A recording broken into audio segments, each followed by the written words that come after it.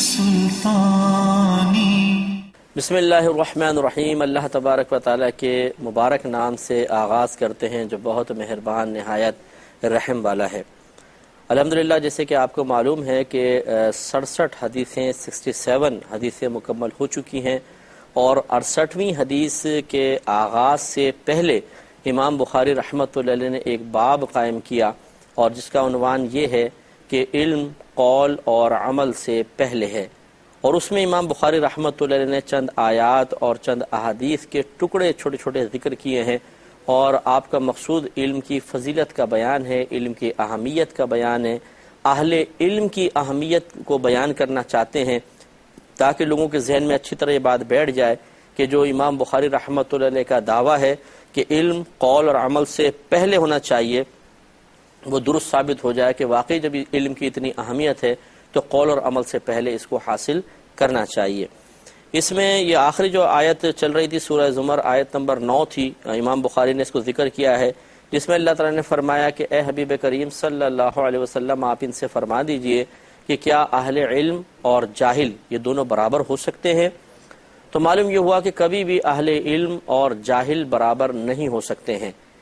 صاحب علم شخص کا مقام بلند و بالا ہے، جیسے کہ آپ نے پچھلے پروگرام میں حدیث پاک بھی سماعت فرمائی تھی کہ علماء انبیاء علیہم السلام کے وارث ہوتے ہیں اور ان کو بڑا وافر حصہ دین کا ملتا ہے علم کی برکت سے. تو یقینی سی بات ہے کہ جس کے پاس نبیوں کی وراثت ہوگی دوسرا آدمی اس کے برابر یا اس سے اعلیٰ کیسے ہو سکتا ہے؟ تو اس سے ذرا وہ بھی بھائی اور بہن ذرا درس حاصل کریں کہ جو تھوڑی بہت معلومات حاصل کرنے کے بعد اپنے آپ کو اہل علم کے مقابل لا کے کھڑا کر دیتے ہیں اور وہ سمجھتے ہیں کہ تھوڑی بہت حدیثیں ایک دو آیات آپ نے پڑھ لیں، تفاسیر پڑھ لیں یا گھر میں کچھ کتابیں لائبریری میں لگا لیں تو اب اس کے بعد علماء سے مقابلہ کرنا، علماء سے گفتگو کرنا، ان کی بات کا رد کرنا اور علمی لحاظ سے اپنی فوقیت ان پہ ظاہر کرنے کی کوشش کرنا ان کے لیے جائز ہو گیا ہے اور آسان ہو گیا ہے. یہ بالکل نادانی کی بات ہے. اہل علم واقعی جو علماء ہیں، ہم لوگ تقریباً 14-15 فنون پڑھتے ہیں، ان کی گہرائیاں پڑھتے ہیں اور پھر اب ہمارا مطالعہ اس کے علاوہ بہت ہم کوشش کرتے ہیں. ایسا ہوتا ہے جو بڑی بڑی کتب جن تک عوام کے رسائی پاسبل ہی نہیں ہے اس لیے کہ وہ 40-40 50-50 جلدوں پر مشتمل عربی میں کتابیں ہیں جن کو اردو میں کنورٹ کرنے کا مطلب یہ ہے کہ 70-80 جلدیں بن جائیں، تو وہ تو اردو میں ترجمہ ہی نہیں ہوتا. ان تفاسیر کو ہم پڑھتے ہیں، ان کتابوں کو مختلف فنون سے متعلق کتابیں پڑھتے ہیں اور پھر کہیں جا کے اس کا نچوڑ نکال کر بیان کیا جاتا ہے. اور ایک عام آدمی اردو کی چند کتابیں پڑھنے کے بعد کہ جس بیچارے کو عربی میں ترجمہ کرنا بھی نہیں آتا، اگر وہی کتاب جو اردو میں پڑھ کے یہ بڑکے مار رہے ہیں یا اپنے آپ کو بڑا کر کے پیش کر رہے ہیں اور علماء کو چیلنج کرتے ہوئے نظر آتے ہیں، اگر یہ ترجمہ ہٹا کے اصل کتاب سامنے رکھ دی جائے تو ان کو اپنی علمی حقارت کا آسانی سے احساس ہو سکتا ہے کہ یہ آپ کو تو ایک ترجمہ تک کرنا نہیں آتا، ایک لائن تک پڑھنی نہیں آتی ہے. آپ کو تو یہ بھی نہیں پتا کہ جس کتاب سے اردو پڑھ کر آپ اس وقت علماء کو چیلنج دے رہے ہیں وہ ترجمہ بھی درست کیا گیا ہے کہ نہیں کیا گیا. جب اتنا احساس و شعور بھی حاصل نہ ہو اور پھر بڑے بڑے علماء کو چیلنج دینا، ان کے لیے نازیبہ کلمات کہنا اور اپنے آپ کو چند چیزوں سیکھنے کے بعد ان سے فوق تصور کرنا، اعلیٰ تصور کرنا، یہ بالکل ایسا ہی ہوگا جیسے مثال کے طور پہ کوئی شخص ایک تھوڑے سے اچھے سے کپڑے پہن کے فٹ پاتھ پہ کھڑے ہو کر یہ کہے کہ میں ملک کے وزیر اعظم اور صدر اور M N A M P A سے افضل ہو گیا ہوں. تو ان کو جو اللہ نے منصب دیا ہے اس کو یہ اچھے کپڑے پہننے سے اس کو تو منصب حاصل نہیں ہو جائے گا. تو یہ تھوڑا سا سمجھانے کے لیے میں نے عرض کیا. اسی طریقے سے تھوڑا بہت علم سیکھنا، چند کتابیں پڑھ لینے سے جو اللہ تعالیٰ نے علماء کو منصب عطا فرمائے ہیں، مقام عطا فرمایا ہے، یہ اس کے برابر کیسے ہو سکتا ہے؟ لیکن بہرحال اب یہ دور ایک ایسا چل رہا ہے کہ اس میں چونکہ اب وہ قوانین تو رہے نہیں جس میں علماء کی حفاظت کے لیے اقدامات کیے جاتے تھے. پہلے دور میں اگر کوئی علماء کے خلاف بولتا تھا تو اس کی گرفت کی جاتی تھی. آج کل کے دور میں تو ہر ایک علماء کو انتہائی حقارت کی نگاہ سے دیکھ رہا ہے، کیونکہ آخرت کا خوف تو ہے ہی نہیں. ہم لوگ ہیں ڈنڈے سے ڈرتے ہیں. اگر ایک خاص سخت قانون ہوتا، کوئی گورنمنٹ ہوتی ایسی کہ جو ایسا قانون بنا کے ہم پہ لازم کر دیتی تو پھر تو ہم ڈرتے اور خوفزدہ ہوتے کہ نہیں بھائی ان کے خلاف مت کہو ورنہ مار پڑے گی یا جیل میں ڈال دیا جائے گا. لیکن چونکہ اب اس کا خوف نہیں ہے، ایسا کوئی ڈر تو ہے نہیں، قانون نہیں ہے، ایسی کوئی سزا نہیں ہے، اور اللہ تبارک و تعالیٰ کا حقیقی خوف کی چاشنی اور لذت تو ہم نے کبھی چکھی ہی نہیں ہے. میدان محشر میں اللہ تعالیٰ کی بارگاہ میں کھڑے ہو کر اپنے اعمال کے حساب و کتاب دینے کا صحیح خوف تو ہم نے کبھی محسوس ہی نہیں کیا ہے، تو پھر کیوں محاسبہ کرے گا انسان، اور کیوں وہ علماء کو عزت کی نگاہ سے دیکھ کر اپنے علم کو کمتر جانتے ہوئے ان کی علمی بڑائی کا اعتراف کرے گا۔ تو خلاصہ کلام یہ ہے کہ بہرحال اللہ تعالیٰ واضح فرما رہا ہے کہ اعلی علم اور جاہل برابر نہیں ہو سکتے ہیں، اس لیے عوام کی خدمت میں ہماری مؤدبانہ گزارش ہے اور بڑی عاجزی کے ساتھ، کوئی علمی تکبر نہیں، کوئی علمی بڑا پن نہیں ہے، خدا نخواستہ ہم آپ کو حقیر نہیں سمجھ رہے، معمولی سمجھ کر نہیں عرض کر رہے، بلکہ صرف ایک بھائی کی حیثیت سے مشورہ دے رہے ہیں کہ جتنا اللہ تعالیٰ نے علماء کو علم دیا ہوتا ہے وہ اس کا آپ کو عشر عشیر بھی حاصل نہیں ہوتا۔ میں عوام سے مخاطب ہوں، اس لیے اللہ تعالیٰ کی بارگاہ میں چونکہ علم کے اعتبار سے انسان کا مقام و مرتبہ ہوتا ہے، اس لیے علماء کے وقار کو سمجھنے کی کوشش کریں اور ایسے جملے نہ کہیں کہ جو مطلب آپ کہہ کر میدان محشر میں اللہ تعالیٰ کی بارگاہ میں ان کا جواب دینے کے سلسلے میں سخت مشکل محسوس کریں۔ یہاں بڑے بڑے جملے کہہ دینا، تکبرانہ باتیں کر لینا آسان ہے، لیکن میدان محشر میں اس کا حساب و کتاب دینا بہت ہی مشکل ہے۔ امام بخاری رحمۃ اللہ علیہ نے ایک اور حدیث پاک نقل کی ہے، یہ کہتے ہیں کہ نبی کریم صلی اللہ علیہ وسلم نے ارشاد فرمایا کہ من یرید اللہ بہ خیرا، اللہ تعالیٰ جس کے ساتھ خیر کا ارادہ فرمائے، یفقہہ فی الدین، تو اس کو دین کی سمجھ عطا فرما دیتا ہے، دین کا فقہ عطا فرما دیتا ہے۔ تو اس کا مفہوم یہ ہے، مطلب کہنے کا یہ حدیث پاک کا مفہوم یہ ہے کہ اللہ تعالیٰ جس سے بھلائی کا ارادہ فرماتا ہے اسے دین کے اندر اچھی سوچ اور سمجھ عطا فرما دیتا ہے، اور سوچ اور سمجھ کی میں اضافہ علم کے اضافے کا ہی نام ہے، کیونکہ جتنا انسان زیادہ حدیثیں پڑھتا ہے، قرآن پڑھتا جاتا ہے، ویسے ویسے اس کے فہم میں اور تفقہ میں اضافہ ہوتا ہے، تو جیسے جیسے علم بڑھے گا ویسے ویسے اس کی فقہی بصیرت بھی بڑھتی چلی جائے گی۔ لہٰذا معلوم یہ ہوا کہ جس کو جتنا زیادہ اللہ تعالیٰ نے علم عطا فرمایا اس کے ساتھ گویا کہ اتنا ہی زیادہ بھلائی کا ارادہ فرمایا ہے۔ تو علماء کو چونکہ بہت وافر مقدار میں علم عطا کیا گیا ہوتا ہے، اس لیے اس کو سمجھ جانا چاہیے کہ اللہ تعالیٰ عوام کے مقابلے میں علماء کے ساتھ زیادہ بھلائی کا ارادہ رکھتا ہے۔ تو اللہ تعالیٰ ہمارا رب ہے، وہ جو کرتا ہے ہمیں اس کے کسی بھی فعل پر یا کسی بھی فیصلے پر، کسی بھی ارادے پر اعتراض کا کوئی حق حاصل نہیں ہے۔ کریں گے تو یہ شیطانی کام ہوگا، جیسے شیطان نے آدم علیہ السلام کو سجدہ کرنے کے حکم کے مقابلے میں اپنی تعویلات ذکر کرنے کی کوشش کی کہ اللہ تعالیٰ میں کیوں سجدہ کروں، تو نے مجھے آگ سے بنایا ہے، آدم علیہ السلام کو مٹی سے بنایا ہے۔ تو فیصلہ خداوندی اور حکم خداوندی کے مقابلے میں دی گئی دلیلیں بوگس ثابت ہوئیں، اور اللہ تعالیٰ نے فرمایا کہ ابا واستکبر وکان من الکافرین، اس نے انکار کیا، تکبر کیا اور کفر کرنے والوں میں سے ہو گیا۔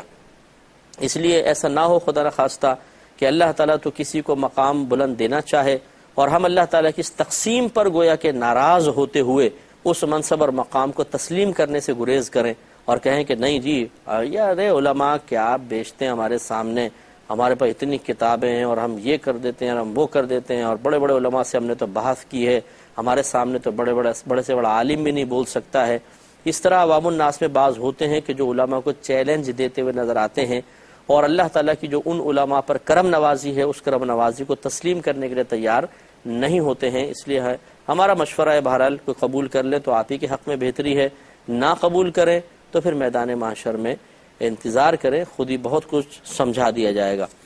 امام بخاری نے مزید ایک حدیث پاک نقل کی ہے، اس کا حصہ چھوٹا سا ہے، وَإِنَّمَا الْعِلْمُ بِالتَّعَلُّمِ، اور محض علم سیکھنے کے ساتھ ہے، یعنی سیکھنے سے ہی علم آتا ہے، بغیر سیکھے علم نہیں آتا۔ تو اس حدیث پاک کی روشنی میں بھی تھوڑا سا غور کر لیجئے کہ بعض ہمارے ایسے نمازی حضرات ہوتے ہیں جو 10 سال سے 20 سال سے 25 سال سے نمازیں پڑھتے ہیں، وہ مسجد میں آتے جاتے ہیں تو لوگ ان کے اوپر علمی لحاظ سے اعتماد کرنا شروع کر دیتے ہیں کہ جی 25 سال سے نماز پڑھ رہے ہیں شاید بہت اچھا علم ہوگا، لیکن علم سیکھنے سے آتا ہے۔ بعض اوقات وہ سیکھتے بالکل بھی نہیں ہیں، سنی سنائی باتیں ہوتی ہیں، لوگ ان سے آ کے مسئلے معلوم کرنا شروع کر دیتے ہیں اس اعتماد کے ساتھ کہ جی 25 سال سے ہم ان کو نماز پڑھتے ہوئے دیکھ رہے ہیں، ضرور صاحب علم ہوں گے، اور وہ اپنی عزت بچانے کے لیے غلط مسئلے بیان کرنا شروع کر دیتے ہیں۔ یہاں تک میں نے خود یہ دیکھا ہے کہ مسجد کے اندر اگر ایک امام صاحب ہیں یا خطیب ہیں جو عالم اور مفتی ہیں،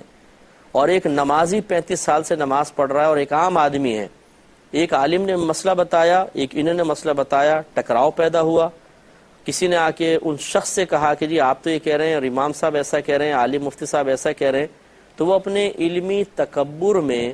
یا مطلب 35 سال سے نماز پڑھنے کے معاملے کو اپنے پیش نظر رکھتے ہوئے ان کا رد کر دیتا ہے۔ ارے بھائی 35 سال ہو گئے نماز پڑھتے ہوئے،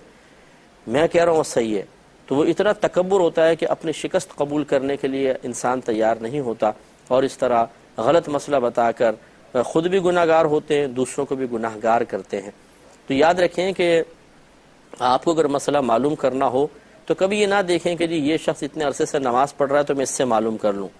علم سیکھنے سے آتا ہے، عبادات سے نہیں آتا۔ ایسا نہیں ہے کہ کوئی 40 سال تک نمازیں پڑھتا رہے، 35 سال تک مسجد میں آتا جاتا رہے تو آسمان سے فرشتے آئیں گے کہ جی آپ کو 35 سال ہو گئے، یہ لیں سارا علم آپ کو دے دیا گیا۔ ایسا نہیں ہوتا، علم صرف سیکھنے سے آتا ہے۔ اگر ایک شخص باقاعدہ سیکھتا نہیں ہے، چاہے کتنی نمازیں پڑھ لے، جہاں وہ 25 سال پہلے تھا 25 سال بعد بھی وہیں پر ہوگا۔ تو اس لیے علم سیکھنے سے آتا ہے، سیکھیں، اور سیکھنے کے لیے پھر لازم بات ہے کہ اس کے مراجع اور مآخذ بھی مضبوط ہونے چاہیے۔ علم سیکھنے کا مطلب ہرگز یہ نہیں ہے کہ کسی 4-5 دوستوں کے درمیان بیٹھ گئے، کچھ باتیں ان سے سن لی، کچھ ان سے سن لی، کچھ عوام سے سن لی، کچھ ایسی غیر سطحی قسم کی کتابیں پڑھ لیں اور اس سے حاصل شدہ علم کو سوچا کہ میں نے علم سیکھ لیا ہے۔ علم اس طرح نہیں سیکھا جاتا، علم مستند ذرائع سے سیکھا جاتا ہے۔ آپ قرآن پڑھیں اور اس کی کوئی بہترین اچھی تفسیر پڑھیں، حدیث پڑھیں، اس کی شرح سماعت فرمائیں، اچھے مستند علماء کرام کی صحبت میں رہیں۔ اگر صحبت باقاعدہ آپ کو میسر نہیں ہو سکتی تو جیسے میڈیا میں پروگرام آتے ہیں اس کو غور سے سنیں، اس سے معلومات حاصل کریں، تو پھر آپ کو یقیناً اچھی معلومات بھی ملیں گی اور انشاءاللہ آپ کے لیے باعث بلندی درجات بھی ہوں گی۔ لیکن عوام الناس کی خدمت میں ہمیشہ ہم یہ گزارش کرتے ہی رہیں گے کہ علم آپ کتنا بھی سیکھ لیں، کبھی بھی علماء کو چیلنج مت دیجیے گا۔ ان کو اپنے یعنی اگر آپ زبان پہ نہ بھی لائے تو ذہن کے یا قلب کے کسی گوشے میں بھی یہ بات نہ آئے کہ میں اب ان سے مقابلہ کر سکتا ہوں، میرا علم زیادہ ہو گیا ہے اور علمی لحاظ سے اگر میں ان سے بحث کروں تو ان کو زیر کر سکتا ہوں، کیونکہ آپ کو نہیں معلوم کہ علماء کو اللہ نے کتنا مقام اور کتنا علم عطا فرمایا ہے۔ بعض اوقات ہم چھوٹا سا علم حاصل کر کے اس کو بہت وسیع علم تصور کر رہے ہوتے ہیں اور دل ہی دل میں سامنے والے کو چیلنج گویا کہ دے رہے ہوتے ہیں اور اپنے بارے میں غور کر کے سوچ رہے ہوتے ہیں کہ اب میں اس قابل ہو گیا ہوں کہ علماء سے بحث کر سکوں، لیکن حقیقت ایسی نہیں ہوتی ہے۔ ہم چونکہ اس فیلڈ کے لوگ ہیں، ہمیں پتہ ہے کہ علم میں کتنی پیچیدگیاں ہوتی ہیں جو باقاعدہ ایک مستند استاد کی صحبت میں کافی عرصے تک رہنے کے بعد ہی حل ہو سکتی ہیں، وہ بھی جو اپنی فیلڈ کا ماہر استاد ہو۔ عام عوام کتابیں پڑھ کے کبھی بھی علماء کے مقابل کھڑی نہیں ہو سکتی ہے۔ تو اس لیے تھوڑے بہت مسائل پڑھنے کے بعد، ان کے بیان کے بعد یہ سمجھنا کہ شاید اب علماء کو ہم چیلنج کر سکتے ہیں، یہ انتہائی بے وقوفی کی بات ہے۔ ایک اور یہ حدیث ذکر کیا ہے، حضرت ابو ذر غفاری رضی اللہ تعالیٰ عنہ کا اصل میں قول ہے جو یہاں ذکر کیا علم کی فضیلت کے سلسلے میں۔ امام بخاری ایک فرماتے ہیں کہ حضرت ابو ذر غفاری رضی اللہ تعالیٰ عنہ نے فرمایا، اگر تم اس پر تلوار رکھ دو، اور آپ نے پھر اپنی گدی کی طرف اشارہ کیا، یعنی اس پر اگر تلوار رکھ دو، پھر مجھے یہ گمان ہو کہ تمہارے گدی پر وار کرنے سے پہلے میں وہ بات کہہ سکتا ہوں جس کو میں نے نبی کریم صلی اللہ علیہ وسلم سے سنا ہے، تو میں اس بات کو ضرور کہوں گا۔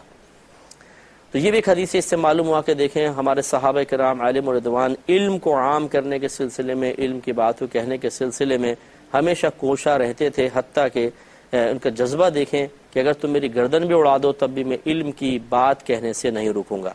اس سے علم کی خدمت کا جذبہ بھی ظاہر ہوتا ہے کہ کس قدر صحابہ کرام میں علم سکھانے کا جذبہ ہوا کرتا تھا۔ ایک ہماری صورتحال ہے کہ ہم علم حاصل کرنے کے بعد بعض اوقات تو صرف اس لیے اسے اپنے پاس محفوظ رکھتے ہیں کہ کسی اور کو دے دیں گے تو وہ بھی ہمارے برابر آ کے کھڑا ہو جائے گا۔ علمی فوقیت ہماری ہی ظاہر ہونی چاہیے، اور کبھی سستی ہوتی ہے، یار کون سکھائے، کون بتائے، کون اپنا ذہن تھکائے، چھوڑو یار خود ہی سیکھ لیں گے لوگ۔ یہ غلط طریقے ہیں۔ ہمیں کوشش کرنی چاہیے کہ دیکھیں جس کو اللہ نے عزت دینی ہے اس کو ضرور عزت ملے گی، جس کو عزت نہیں دینی ہے اسے کوئی عزت دے نہیں سکتا ہے۔ تو یہ سوچنا کہ اگر میں لوگوں کو علم سکھا دوں گا کل یہ میرے برابر کھڑے ہو جائیں گے تو ان کا برابر آ کے کھڑا ہونا میرے زوال عزت کا سبب بن جائے گا، بے وقوفی کی بات ہے۔ اگر اللہ نے آپ کو عزت دینی ہے تو اور عزت ملے گی، اس کو عزت دینی ہے تو آپ اس کو روک نہیں سکتے ہیں۔ تو کیوں پھر ہم یہ ایسا معاملہ کریں کہ علم روک کر یہ کوشش کریں کہ دوسرا نیچے رہے اور مجھے عزت حاصل ہوتی رہے، تو گویا کہ یہ کوشش کے باوجود حقیقتاً آپ اپنی کوشش سے عزت حاصل نہیں کر رہے، وہ تو اللہ کی تقسیم ہے۔ تو پھر ایسے چیپ حرکت نہ کی جائے، ایسی گھٹیا اور گری ہوئی حرکت نہ کی جائے کہ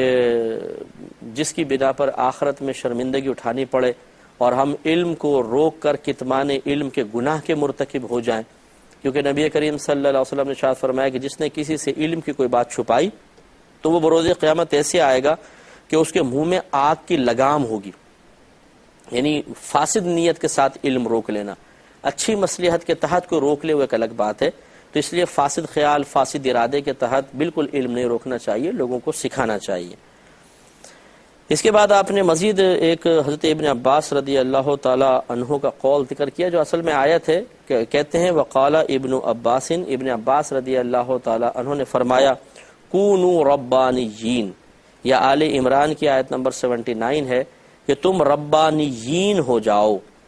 پھر خود امام بخاری رحمۃ اللہ علیہ نے ربانیین کی وضاحت کرتے ہوئے فرمایا کہ حکماء فقہا، اس سے مراد وہ حکیم حضرات ہیں جو صاحب حکمت ہوتے ہیں اور فقہا ہیں۔ انشاءاللہ مزید اس پہ تبصرہ ہوگا نیکسٹ پروگرام میں۔ وآخر دعوانا ان الحمدللہ رب العالمین۔ اے اللہ